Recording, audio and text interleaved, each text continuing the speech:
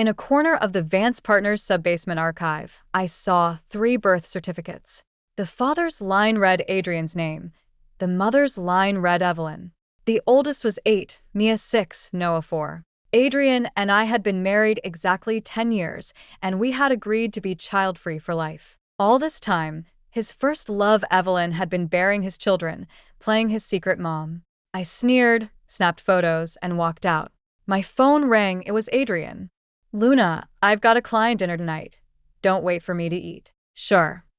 I hung up, calm. 10 years of marriage, and it turned out I was the spare. Finding those 3 certificates had been pure accident. Sam, the firm's intern Chloe, flustered, had caught me. "Jordan, Mr. Vance told me to tidy the archive, but I can't find the 2015 files." I followed her to help. Adrian's personal cabinet sat deepest inside. I pulled a drawer hunting for the folder and spotted a craft envelope. It wasn't sealed. Several color photos peeked out. I pulled them out instinctively and froze. 3 kids.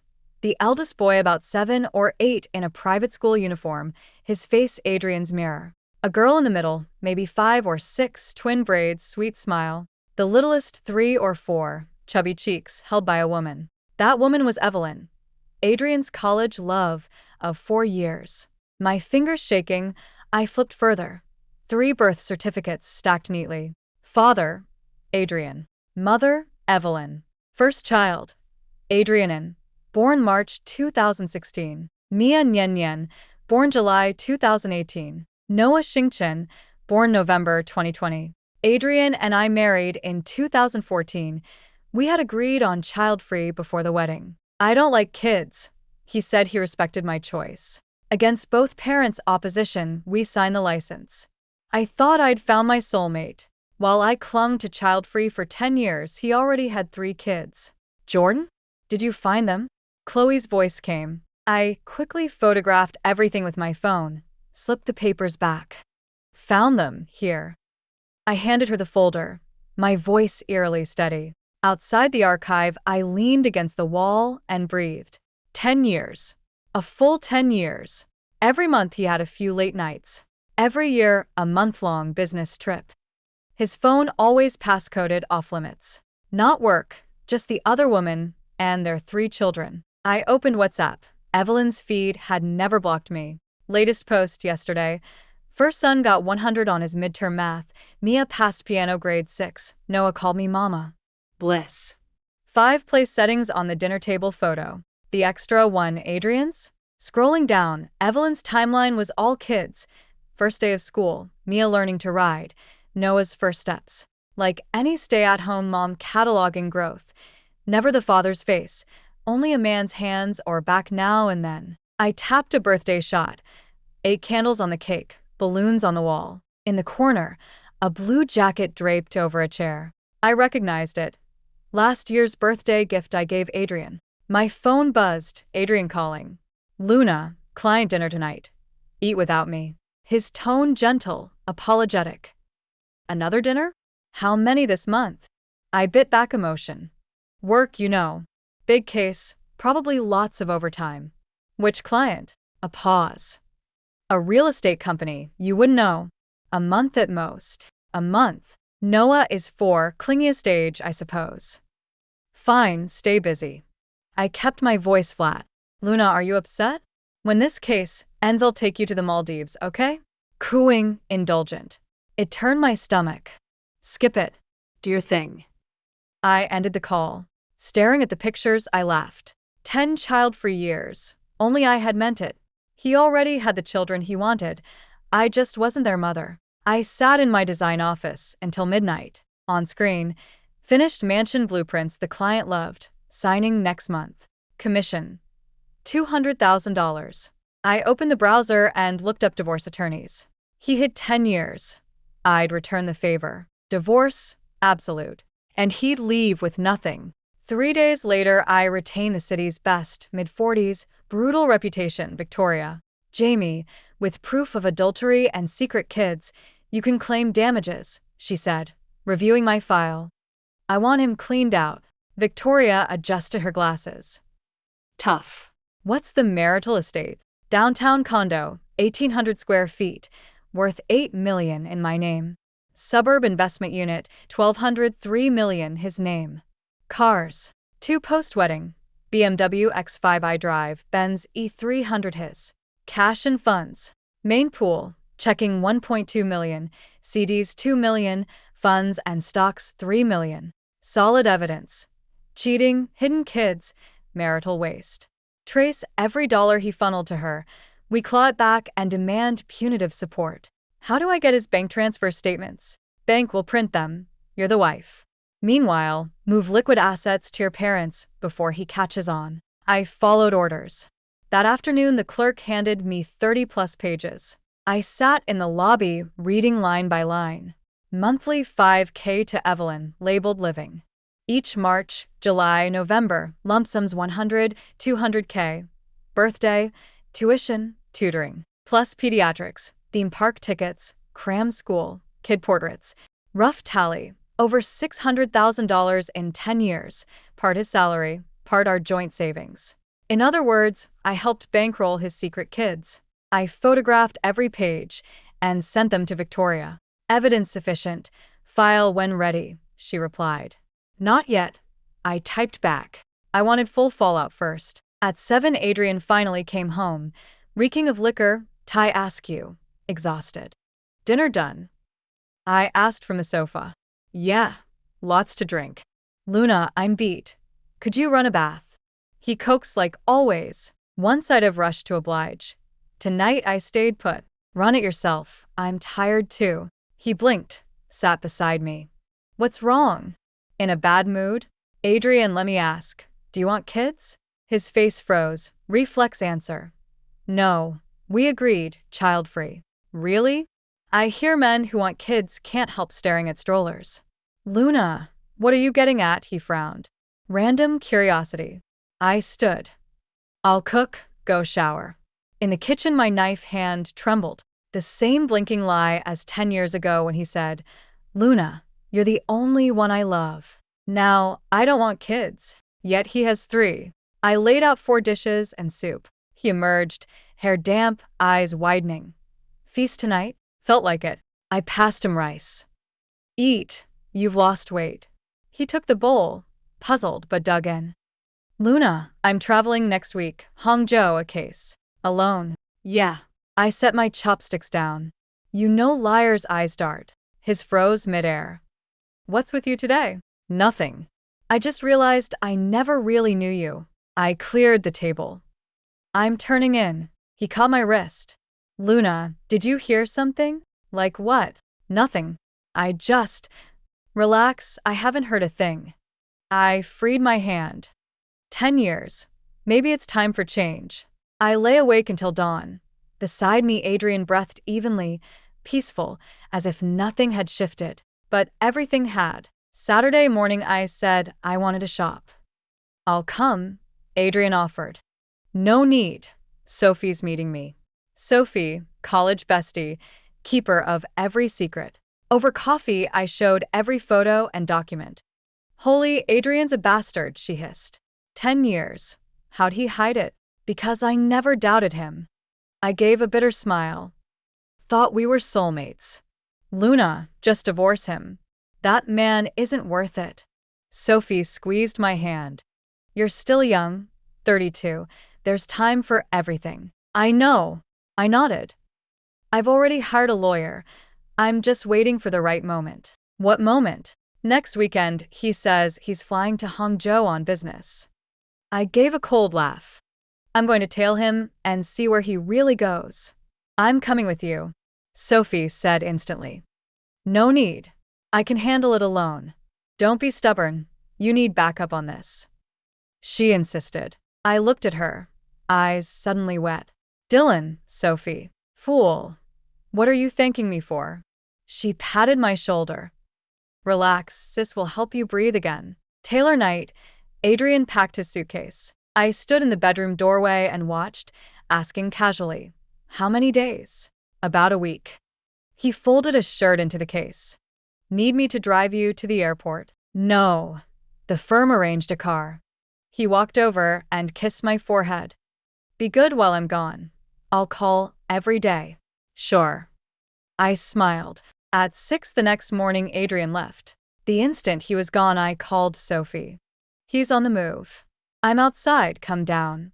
We tailed his car south and ended up at Harborview, the upmarket complex we'd once toured, and dropped for the price tag. Adrian's car vanished into the underground garage.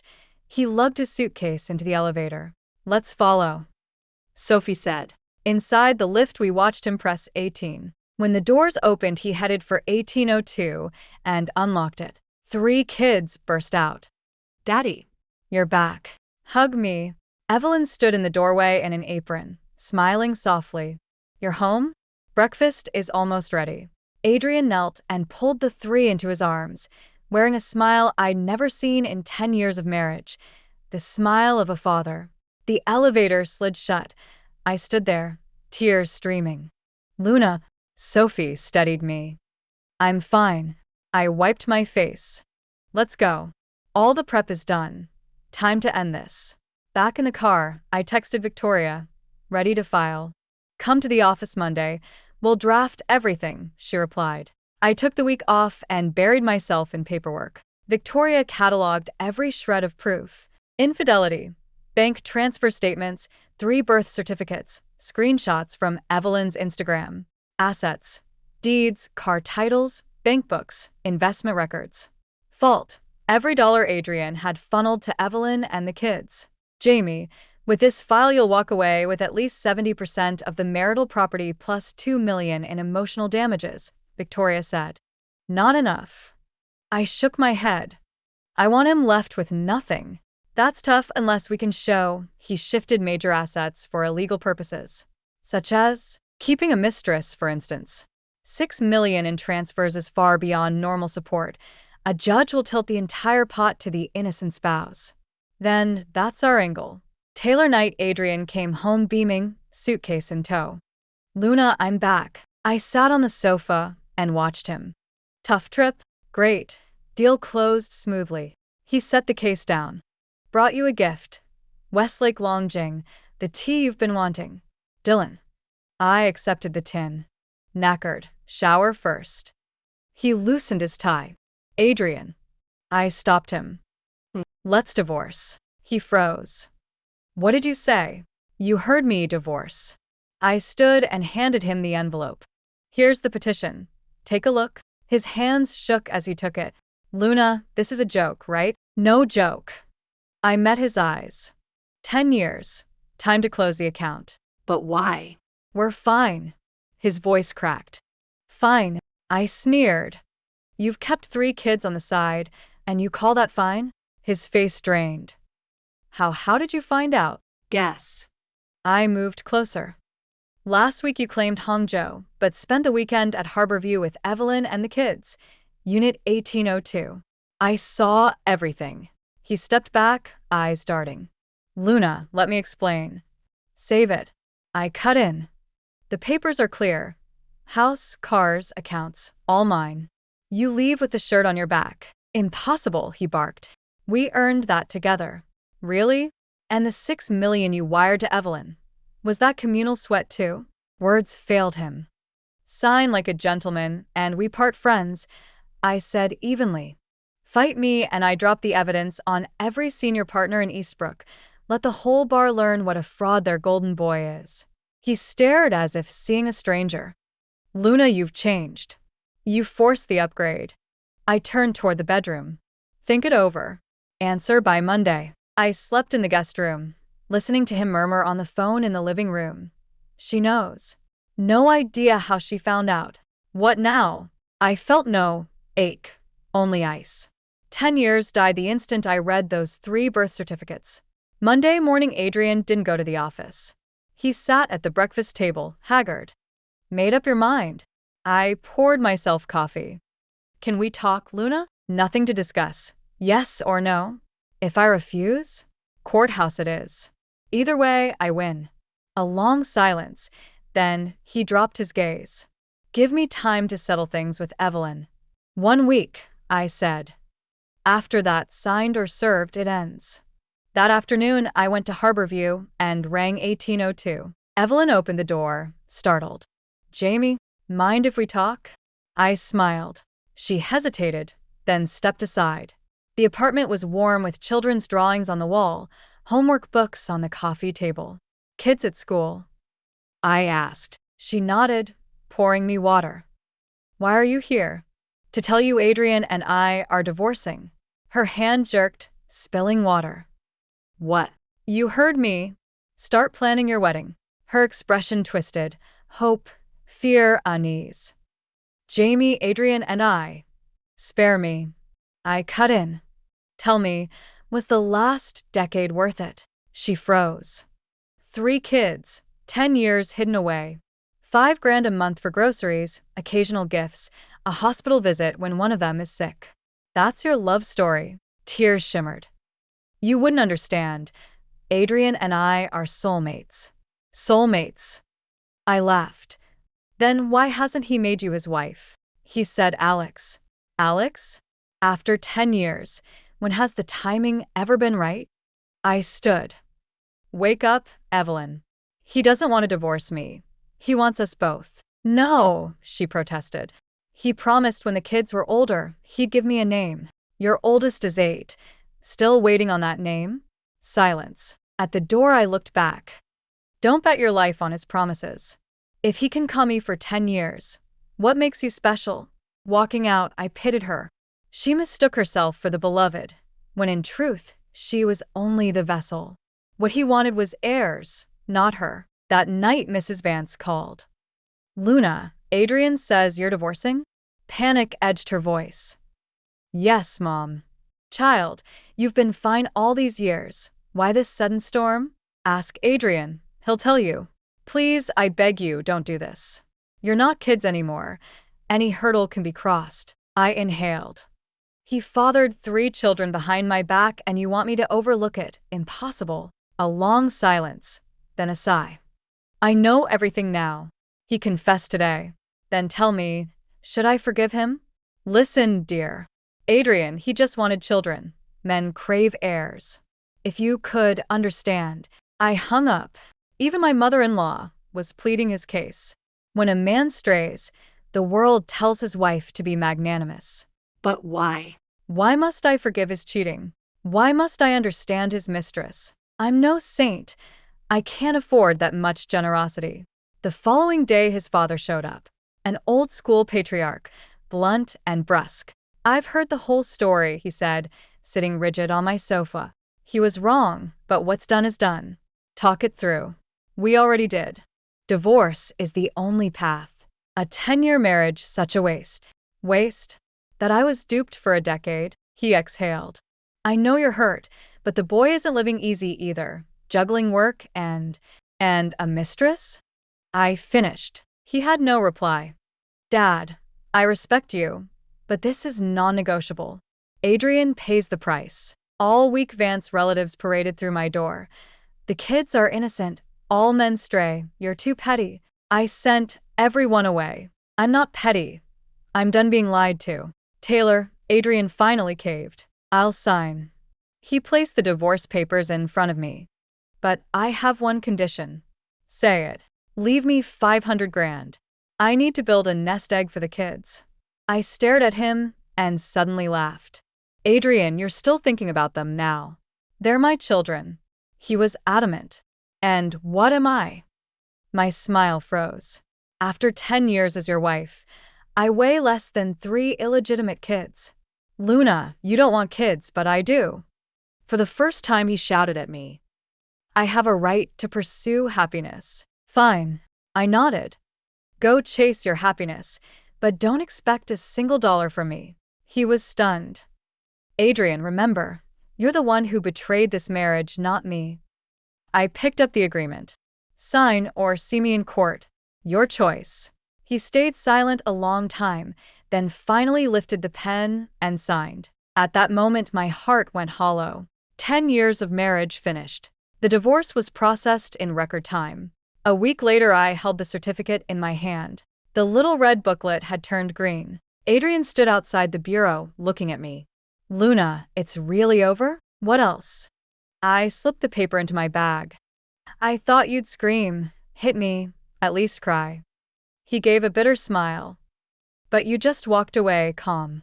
Why would I cry? I looked at him. You think I'd grieve for you? No. I'm just glad I'm still young enough to start over. You'll regret this, he blurted. Regret?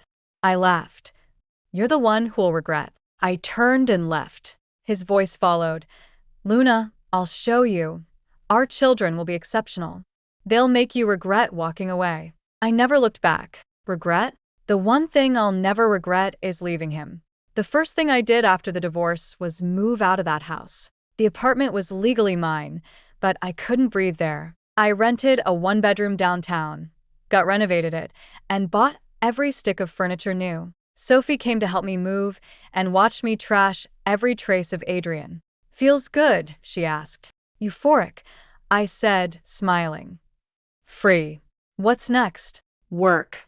I'm clawing back every year I lost. Sophie gave a thumbs up. That's my Luna. My career rocketed. Before, to protect Adrian's ego, I'd turned down major commissions. Now, unshackled, I said yes to everything. 2 months later, I signed the city's largest mixed-use complex, $5 million design fee. It catapulted me into the spotlight. Clients poured in. My studio grew from 1 employee to 5. I ran on caffeine and adrenaline, but I felt alive. Sometimes, burning the midnight oil, I'd stare at the city lights and space out. If I hadn't found those birth certificates, would we still be playing Happy Family? I'd shake the thought off. That piece was counterfeit. A marriage built on lies collapses sooner or later. Better to end the charade. Half a year later, I bumped into Evelyn at Eastbrook. She was pushing a stroller, Noah inside. Spotting me, she tried to duck away. I called her name. Evelyn. She stopped and turned. Jamie. How's life? I asked. She blinked, then nodded. Okay. Adrian marry you? Her face twitched. Not yet. Why not? He says it's a critical phase for his career. Later. I smiled. He fed me the same line once. She looked even paler. Jamie, what are you getting at? Wake up. I looked her in the eye. He doesn't want a wife, he wants babies. You don't understand, she fired back. Adrian and I love each other. We have 3 kids. He has to marry me. Then why hasn't he? I countered. 6 months post-divorce. Nothing stopping him. She had no answer. Evelyn, you think you're his true love. In fact, you're just the womb. My voice was ice. He never wanted you. Only the children. I walked off. Her sobs trailed behind. I didn't turn around. Some people need to slam into the wall themselves. She fell apart a month later. I was in a staff meeting when her call came. Luna, you were right. Wrong about everything. Her voice was hoarse. He doesn't love me at all. He just wanted kids. I frowned. What happened? He told me he won't marry me. The children can carry his name, but marriage? Never, because I'm not good enough. I stayed quiet. Luna, how did you stay so ruthless? She asked. I want to leave, but can't. What about my 3 babies? Evelyn, choices of owners, I sighed. I warned you. You didn't listen. I know. I regret it. God, I regret it.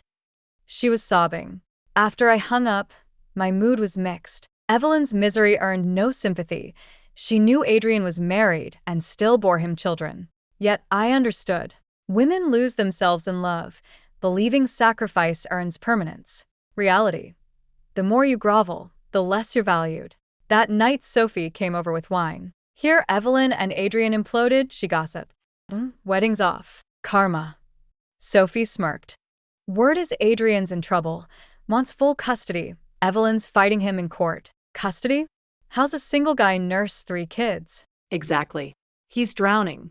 Plus someone anonymously reported his private misconduct to the firm. Internal investigation underway. I kept silent. I was the someone. He burned me. I burned back. So, ready to date again? Sophie asked out of nowhere. Pass. Single life rocks. I smiled. You're 32 in your prime. Later. I raised my glass. Career first. She sighed. Luna, One jerk doesn't doom the gender. I'm not jaded, just done wasting time. I drank too much that night. Back in my empty apartment, a chill crept in. Since the divorce, I'd stuffed every minute with work, drinks, deadlines. Yet in the small hours, loneliness still seeped through. Not for Adrian, but for companionship. I shook it off. Better alone than betrayed. Next morning, my phone jolted me awake. Adrian. Luna, can we talk?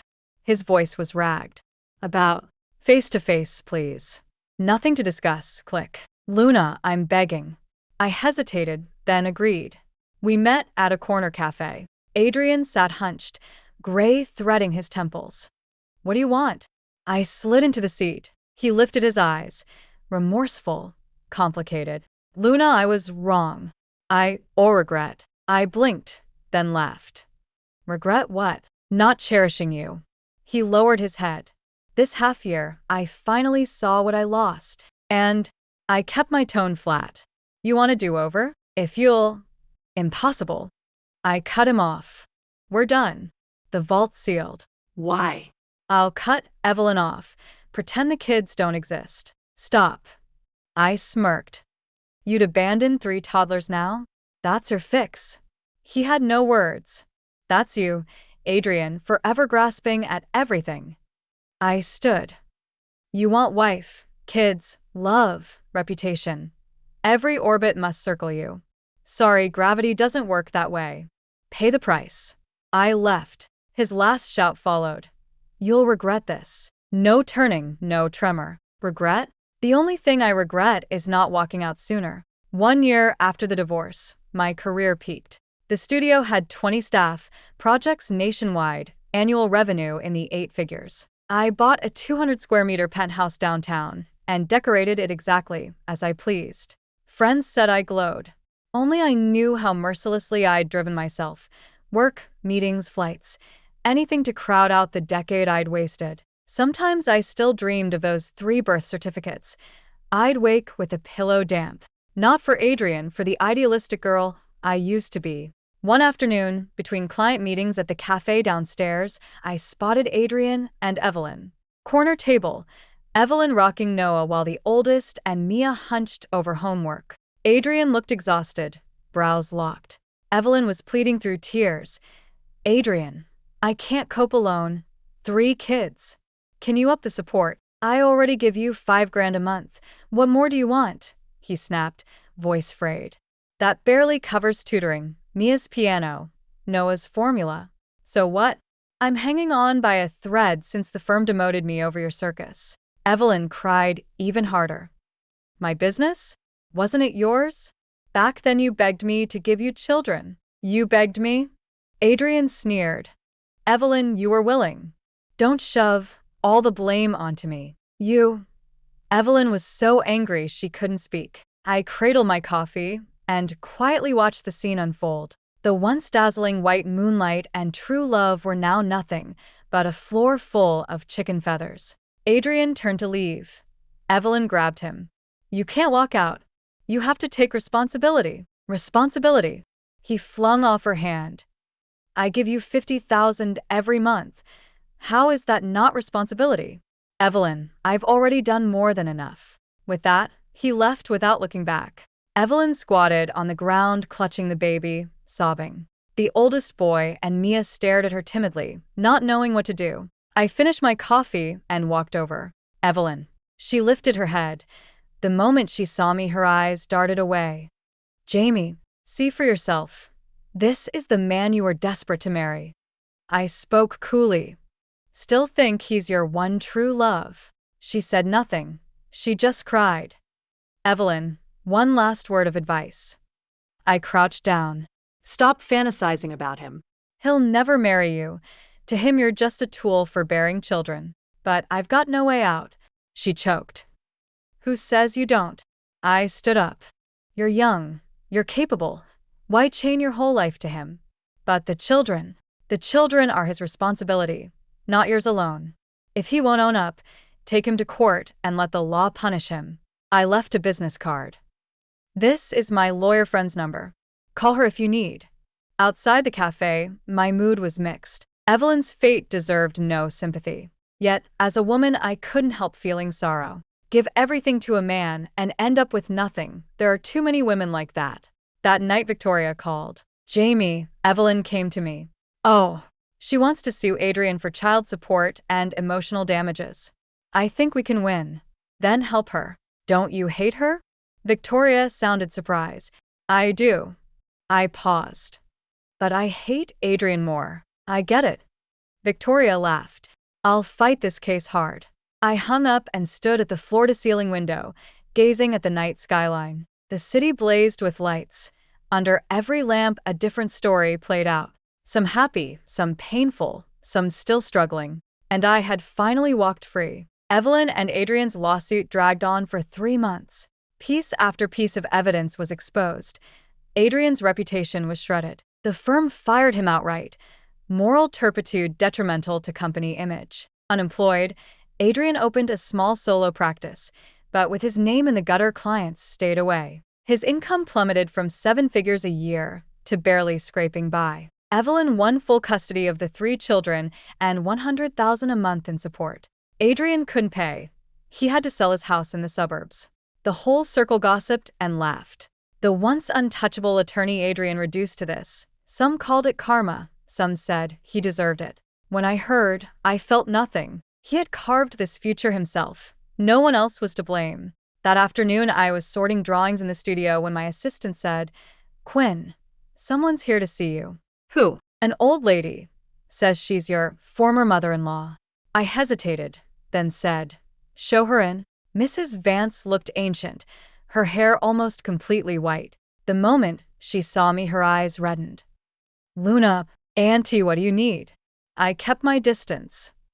Luna, I'm here to beg you. She choked. Adrian's in a terrible state. Could you help him? Help him how? He has no job and still owes Evelyn support every month. He can't make ends meet. She seized my hand. Luna, you're kind. After 10 years of family, please help him. I pulled my hand back. Auntie, when we divorced, what did you say? That I was petty, that I didn't understand men. I was foolish. Now you realize? Too late. Luna, I beg you. She actually tried to kneel. I stopped her. Auntie, don't. I can't accept that. Then will you help Adrian? No. I shook my head. His today is his own doing. I can't help and I won't. Tears rolled down her cheeks. Luna, are you really this heartless? Heartless. I laughed. When he kept a mistress and fathered children behind my back, did anyone call him heartless? She had no answer. Auntie, go home. Adrian and I are strangers now. I escorted her to the door. Don't come looking for me again. After she left, the assistant asked carefully, Quinn, you really won't help Attorney Vance? Help him. I sneered. He betrayed me for 10 years. Why should I? But he really is miserable. Miserable. I looked at her. Do you know how miserable I was the day I learned the truth? She fell silent. Remember, showing mercy to someone who betrayed you is being cruel to yourself. I turned back to my office. That's the lesson 10 years bought me. That night I sat alone on the balcony sipping red wine. Stars dotted the sky. The night breeze was gentle. I remembered nights 10 years ago when Adrian and I first got together. We used to sit on this same balcony dreaming about the future. He promised to give me the best life, to love me forever. I believed him. In the end, he gave me 10 years of lies, 10 years of betrayal. So, never pin too much hope on love. The greater the hope, the harder the fall. I raised my glass to the night sky. Adrian, in this lifetime we will never meet again. Then I drank it dry. 2 years later, I ran into Adrian at Eastbrook International. He wheeled a suitcase, gaunt and almost fully gray. He froze when he saw me, then gave a bitter smile. Luna. Hi. I nodded politely. Are you doing well? He asked cautiously. Pretty good. I smiled. You? I'm all right. He lowered his head. I heard your studio's thriving. I'm happy for you. Dylan. We stood in awkward silence. Luna, if I could do it over, I'd never hurt you, he said suddenly. There's no do-over. I looked at him. Adrian, we're finished. Let it go. I know. He smiled bitterly. I just want you to know. I regret it. Does regret help? I asked. He had no answer. Adrian, do you know what I hate most? I met his eyes. It isn't the affair or the secret kids. It's that you lied to me for 10 whole years. 10 years. I could have done so much, loved so many, but I gave my best decade to you, while you stabbed me in the back. So you see? I hate you enough to never want to lay eyes on you again. His eyes reddened. I'm sorry. Sorry? I laughed. Adrian, sorry is the cheapest word in the world. Then I turned and walked away. This time I truly let go. No hatred, no love, not even indignation. Adrian had become a stranger to me, someone who once hurt me but no longer had any place in my life. Before boarding, I received a text from him. Luna, if there's a next life, I'll cherish you properly. I stared at it, then deleted it. Next life? In the next life, I want to stay far, far away from him. The plane lifted off. I watched the clouds slip past, my heart calm. These 2 years had been good. Career blooming, friends aplenty, financially independent, spiritually free. I didn't need a man to define my worth, nor marriage to prove my happiness. I was simply me, Luna. Independent, strong, living beautifully. The plane landed in Sanya. It was my first solo vacation. Gentle sea breeze, sapphire water, sunlight warming my skin. I walked barefoot on the sand, staring where sea and sky merged. Suddenly life felt wondrous. I once believed a life without love was incomplete. Now I realized a life without the wrong love is the only complete one. That night on the hotel balcony, I messaged Sophie. Sophie, Dylan for sticking with me these 2 years. She replied instantly. Silly, no need for thanks with me. I wonder if I'd have made it without you. Don't look back. Let the past go. What matters is you're happy now. Yeah, I know. When are you coming home? I'll set you up with our new department manager. Cute. Great personality. I laughed. We'll see. I'm not looking to date right now. You're not staying single forever, are you? Not necessarily. Just not now. If the right person shows up one day, we'll see. Fair enough. You're still young, no rush. After we hung up, I stood on the balcony watching the ocean.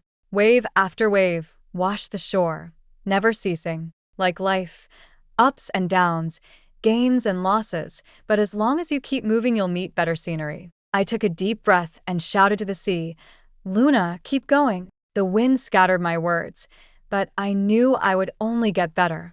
3 years later, I stood on the stage of an International Design Awards gala, trophy in hand. Designers from around the world applauded.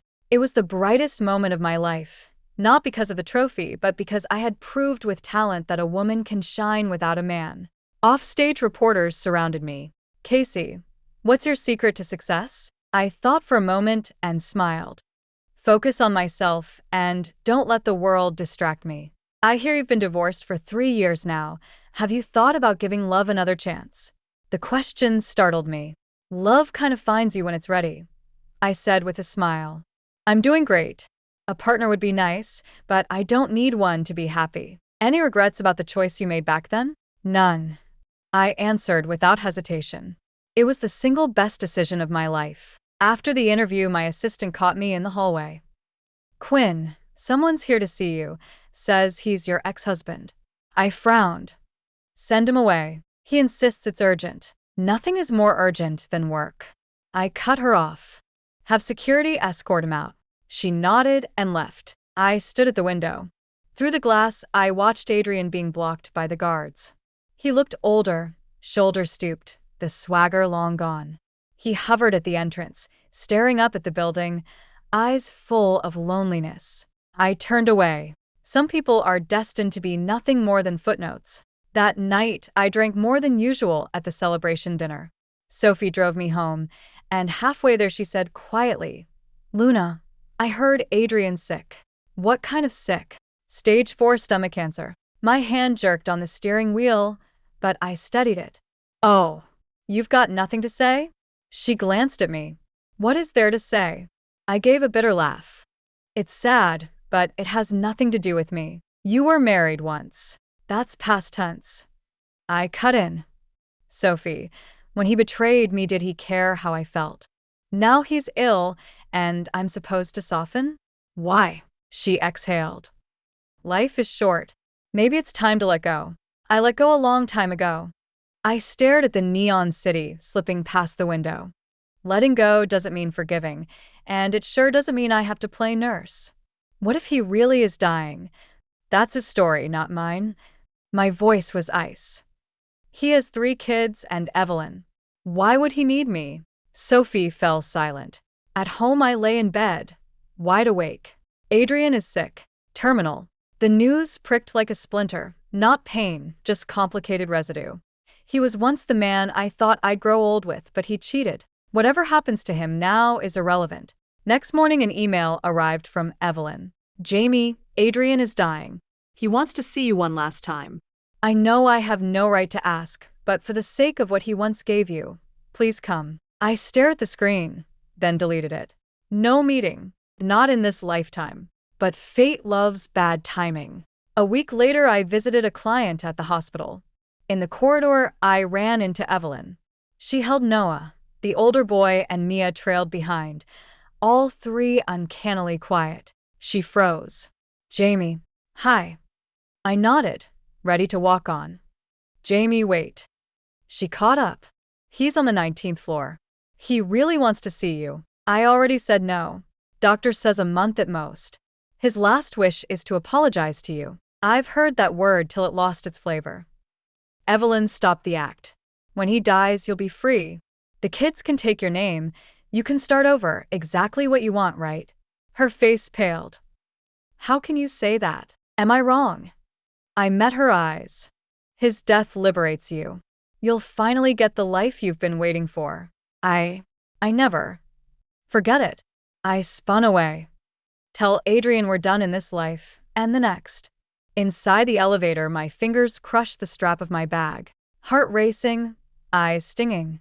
I choked it back. No tears for him. The door slid open. I strode out into the harsh noon light and fished out my phone when it rang. Unknown number. Luna, it's me. Adrian's voice, paper thin. How did you get this number? I begged Evelyn. A wet cough. Luna, can I see you? Just once. No, I'm dying. A sob crackled down the line. Let me say I'm sorry to your face. You already did. I moved to hang up. Luna, he croaked. Do you hate me that much? Enough to deny a dying man 1 minute. I paused. Yes. That much. I ended the call and blocked the number. Outside the hospital, I breathed in burning sunlight until the trembling stopped. No visit. Ever. That night, sleep deserted me. Images of Adrian flickered. The ambitious young attorney. The earnest proposal. Today's skeletal stranger on the phone. I told myself not to soften. Still, tears slipped out. Not for him, for the girl who once believed forever meant something. Dawn brought a text from Evelyn. Jamie, Adrian passed last night. The phone slipped from my hand and clattered on the tiles. He's gone. Adrian is gone. I thought I'd feel nothing, yet something hollow caved open inside me. 10 years of shared mornings erased in a single exhale. He left with regrets. I remain with indifference. The cleanest ending we could hope for. Sophie came over, took one look at my swollen eyes and sighed. You cried. For myself, I admitted. For stupid, hopeful Luna. She died yesterday. From today on, I live better. She hugged me. You already do. I just need time to bury the last shard. That afternoon, I drove to Riverside, the park where we had our first date 15 years ago. Autumn leaves had floated around us then. He'd squeezed my hand and promised a lifetime. I believed him. Lifetime shrank to 10 years, promises to lies. I sat on the same bench, watching kids chase pigeons, and felt the last knot loosen. Life is a cycle of meetings and partings. What matters is whether you truly lived. I did. And I will. More fiercely from now on. On my way out, I bought myself a bouquet. No commemoration, just celebration. Celebration of freedom, of resurrection. Heading home, my phone buzzed again. Evelyn. Jamie, the funeral is the day after tomorrow. Will you come? A beat of silence. No. He was still your husband. Once, not anymore. I cut in. Evelyn, he was your lover, their father, but no longer anything to me. Handle the funeral yourselves. I hung up and exhaled until my lungs felt hollow. It's finished. That evening I opened my laptop and wrote in the journal I started after the divorce. Today, Adrian died. I didn't say goodbye, won't attend the funeral. Not out of hatred, he simply isn't worth the mileage. He stole 10 years, I reclaimed 3. From this moment he's deleted. I will keep walking, wider horizons ahead. Luna, onward. I closed the lid, walked to the picture window, raised a glass to the glittering skyline. Adrian, goodbye. We won't meet again. The whiskey burned, yet inside I tasted only sweetness, the taste of a life that finally belongs to me alone. 3 months later, I stepped onto the stage at our annual gala and announced that my studio was being upgraded to a design firm. Staff doubled from 20 to 50, projects stretching coast to coast. Applause thundered around me. Camera flashes fired like tiny celebratory guns. In that moment, I wanted to bow to the woman who signed the divorce papers 3 years ago. Without her courage, tonight would not exist. Sophie found me afterward, eyes shining. Luna, I'm so proud. Dylan, you, for staying in the passenger seat the whole ride. I hugged her. Idiot, we're sisters. She patted my back. Seriously, still no interest in dating? If it happens, it happens. I shrugged. Right now I'm complete on my own. Fair. Just don't miss the right one if he shows up. I won't. Late that night, I strolled alone down a quiet street, city lights soft in the mild wind. I looked up at the scatter of stars and silently thanked the woman who walked out of a broken marriage 3 years ago. Wrong men should be released early. The road ahead is long. Wonders wait around every corner. And I have only just begun. Thank you for listening. On a scale of 1 to 10, how would you rate this story? If it moved you, like, share, and drop a comment below. Subscribe for more tales that breathe. Until next time.